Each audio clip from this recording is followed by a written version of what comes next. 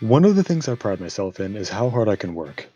Once my mind is set to a task, I rarely leave it until it's done. And while this has been helpful, there were still other skills I had to learn to be proficient at my first paying job. Sometimes it's the lessons that were the hardest to learn that end up staying with us. When I first started at my job, I was a quiet person.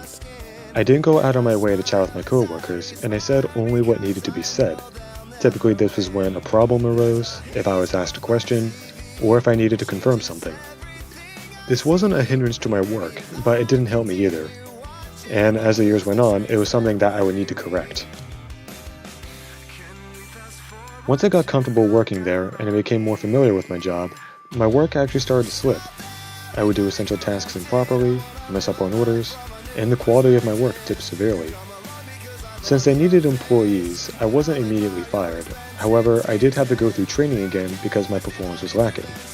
This was my first lesson. In a professional setting, there wouldn't be any do-overs or retraining.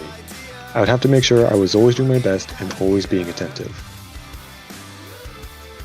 The second bout of training and my new resolve paid off. With enough practice, I became the third in charge outside of the owners. And with my new position, there came a change in my responsibilities and my work schedule. I now work Sundays with only my sister. This would eventually lead me to learning my next lesson. Sunday quickly became the one workday I absolutely dreaded. They were often busy and there were orders constantly coming in. With only 2 people, our other responsibilities had to wait. And because of this, we got out late trying to catch up. And if there's one thing that frustrates me to no end, it's being prevented from doing a task that I need to do. To compensate for how busy we got on Sundays, I would try to work as fast as I could. The frustration I felt from not being able to catch up would help sustain my faster pace, but also decrease my dexterity. And one day, this caused me to accidentally cut my finger with a knife while trying to get orders out. This was not a fun experience. Hurting myself made me even more angry, but upon reflection, I realized that being angry is what caused me to hurt myself.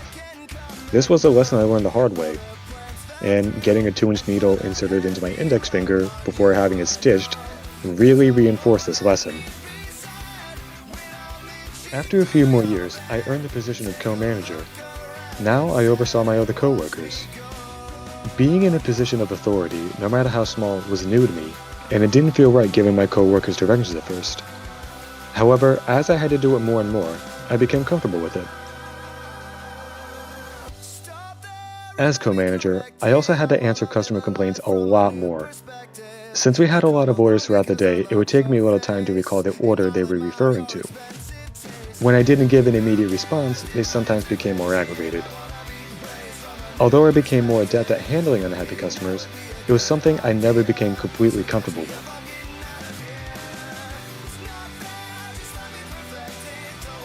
Even though I hadn't mastered everything at my job, I am proud of myself for having gained the skills I did. Being in a leadership position developed my communication skills by directing my coworkers and dealing with customers. My job also taught me to keep a cool head as best as I could, and most importantly, taught me that with enough time, I can become proficient at anything I try.